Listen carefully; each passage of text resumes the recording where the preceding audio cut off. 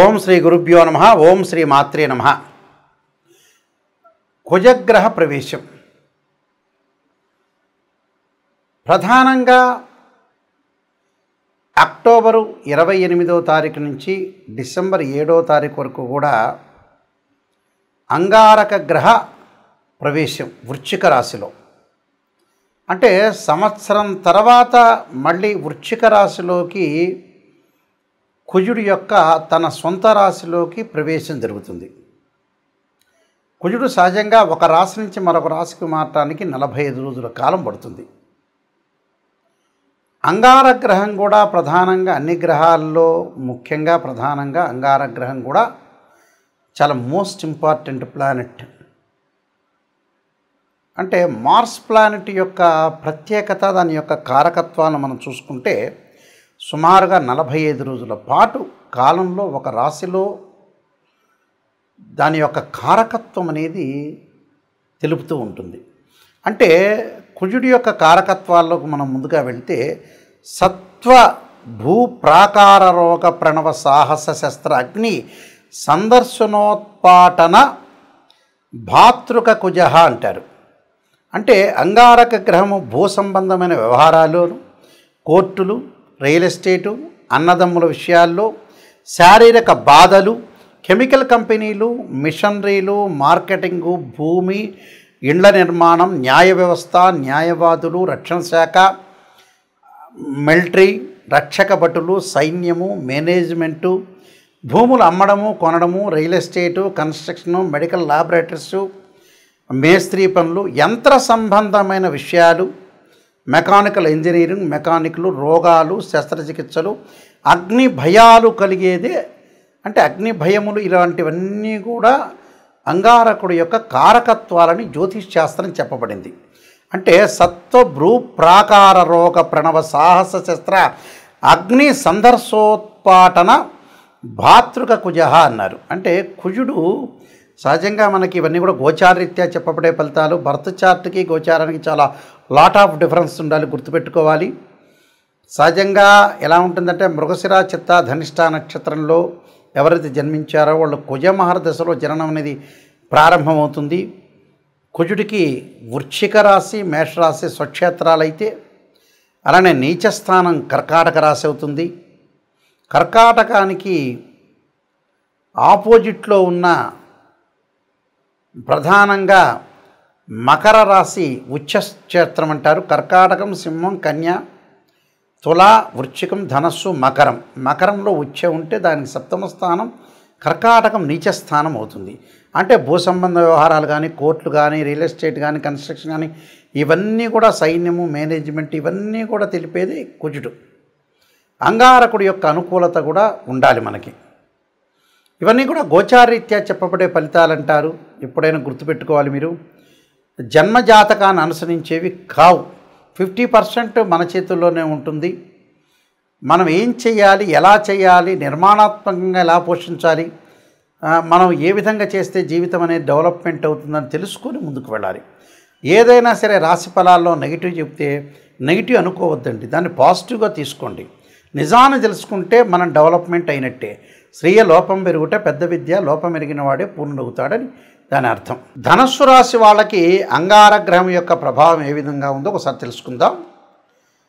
పంచమాధిపతి, వ్యయాధిపతి అయిన కుజుడు వ్యయస్థానంలో ఉండటం వల్ల, వృశ్చికంలో స్వక్షేత్రంలో ఉండటం వల్ల ఏ విధంగా జరగబోతుంది అంటే బంధుమిత్రులతో విరోధ భావాలు రాకుండా చూసుకోవాలి. ఎంతవరకు మాట్లాడాలో అంతవరకు మితంగా ఉండాలి. మాట పట్టింపులు విషయంలో మొండి పట్టుదల అనేది అవసరం లేదు, లౌక్యంగా ఉండండి. అనవసరమైన ధన వ్యయం ఖర్చు పెట్టద్దని, అవసరాన్ని బట్టే ఖర్చు పెట్టండి. ఈ మధ్యన అనవసరంగా లేని వాటికి ఖర్చు పెడుతుంటారు, ఉన్న వాళ్ళకి అసలు విషయాలకు డబ్బులు ఖర్చు పెట్టాలి. అందువల్లే టోటల్గా ఫెయిల్ అవుతున్నారు మనుషులు. మోసపోవటం, వివాహ శుభ కార్యక్రమాలు ఆటంకాలు, దూర ప్రాంతాలకు వెళ్లాల్సి వస్తుంది. గ్రామీణ అంటే విలేజ్ల్లో తగాదలు, కోర్టు వ్యవహారాలు వాయిదా పడే అవకాశాలు ఎక్కువ ఉంటాయి. అంటే వీళ్ళకి ఏం జరగబోతుంది, కుజుడు 12వ రాశిలో అంటే వ్యయస్థానంలో ఉండటం వల్ల ప్రవాసం, వ్యాధి పీడాంచ, బంధువైరం, ధనక్షయం అంటారు. అంటే వ్యాధులు కలగటం, రోగాలు కలగటం, బాధలు కలగటం, బంధుమిత్రులతోటి వైరం కలగటం, ధనపరంగా కొన్ని ఇబ్బందులు, దేహపీడాంచ సంచారం ద్వాదస్థానగో కుజ అన్నారు.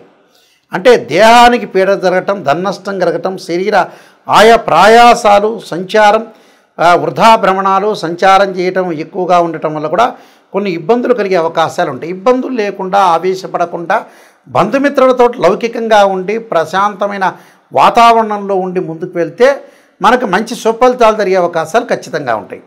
నేను కొన్ని రెమెడీస్ అనేవి చెప్పబోతున్నా. ఆ రెమెడీస్ మీరు పాటించండి, మీకు మంచి జరిగే అవకాశాలు ఖచ్చితంగా ఉంటాయి. ఈ రాశుల వాళ్ళకి ముఖ్యంగా కుజగ్రహం అనేది అనుకూలంగా లేకపోతే అంగారక పాశుపత రుద్రాభిషేకము, కుజ జపము, అలానే కుజుడి యొక్క అభిషేకాలు, కందులు, ఎర్రని వస్త్రము, ఎర్రని గొడుగు, ఎర్రని పూలు దానం చేయమని చెప్తారు.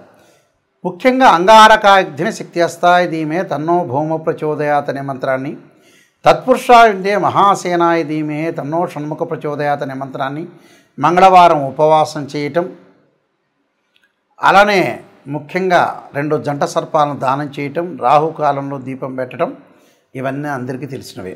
ఎప్పుడు కూడా జీవితంలో మనం బాగుపడాలంటే నెగిటివ్ని తెలుసుకోవాలని పదే పదేసార్లు చెప్తున్నా.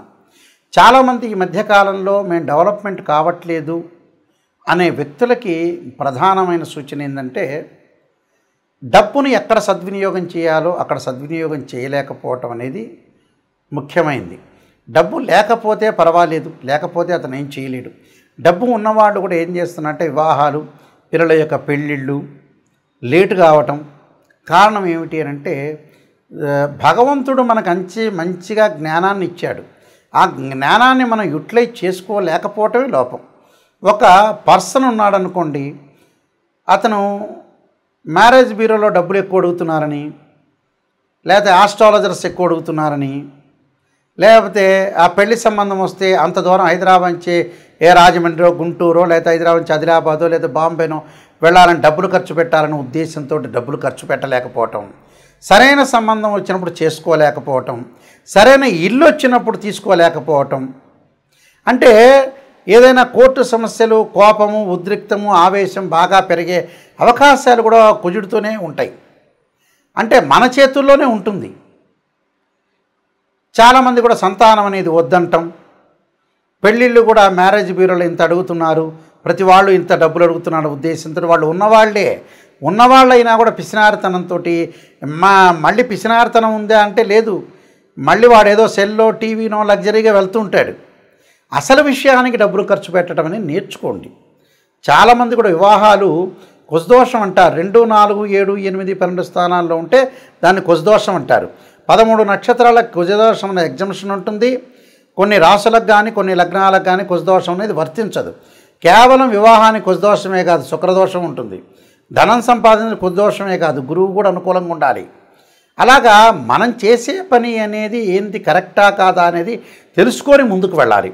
ఎక్కడ మిస్టేక్ చేస్తున్నా ఆ మిస్టేక్ను మనం ఎలా సవరణ చేసుకోవాలి అనే విషయాల్లో మీరు చాలా జాగ్రత్తగా ఉండి డబ్బును దేని ఖర్చు పెట్టాలి, ఏది అవసరం, అతను నిజం చెబుతున్నారా లేదా. మా దానిలో కూడా ఆర్ఎంపీ డాక్టర్లు, ఎంబీబీఎస్ డాక్టర్లు, ఎంఎస్ డాక్టర్లు ఉన్నారు. సరైనగా మీకు అనుగుణంగా చెప్పే వ్యక్తులు కూడా ఉన్నారు చాలామంది. అంటే మీరు నెగిటివ్ను మీరు జీర్ణించుకోలేరు కదా. అందువల్ల అలాంటి ఆస్ట్రాలజర్స్ కూడా ఈ మధ్యన తయారైపోయి జ్యోతిష్యమే కరెక్ట్ కాదనే ఉద్దేశంతో తయారైన వ్యక్తులు కూడా ఉన్నారు. జ్యోతిష్యం అనే శాస్త్రం పర్ఫెక్ట్గా చెప్పేవాళ్ళు కరెక్ట్గా చెప్తారు. అది నిజాన్ని తెలుసుకోవాలి. నిజాన్ని తెలుసుకుంటే ఖచ్చితంగా బాగుపడతారు. ఇలాంటి విషయాలన్నీ కూడా చాలా జాగ్రత్తగా మీరు ముందుకు వెళ్ళాలి. నా పుస్తకాలన్నీ మీరు చదవచ్చు.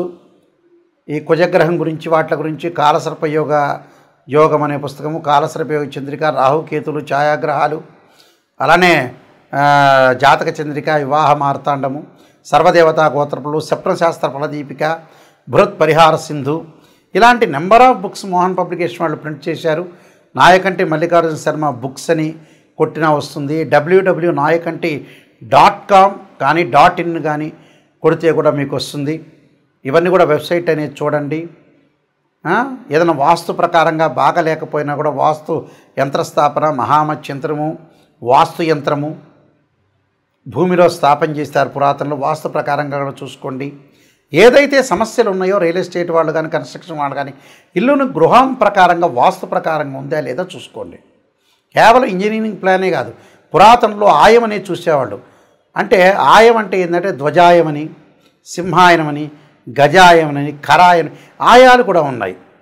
ఆయాన్ని బట్టే మనం ఏదైతే పొడవు వెడల్పును లెంత్ను లెక్క వేస్తే మనకి ఏ ఆయం వచ్చింది, ఆ ఇంట్లో ఉంటే ధనం ఎంత, రుణం ఎంత, నక్షత్రం ఏంటి, ఆ ఇల్లు ఎన్ని సంవత్సరాలు ఉండగలుగుతుంది, ఇలాంటివన్నీ కూడా మీరు చూడండి. జ్యోతిష్ శాస్త్రం వాస్తు ప్రకారంగా ఎంతో డెప్త్గా వెళితే అన్ని విషయాలు రాశారని కూడా బయటకు వస్తాయి.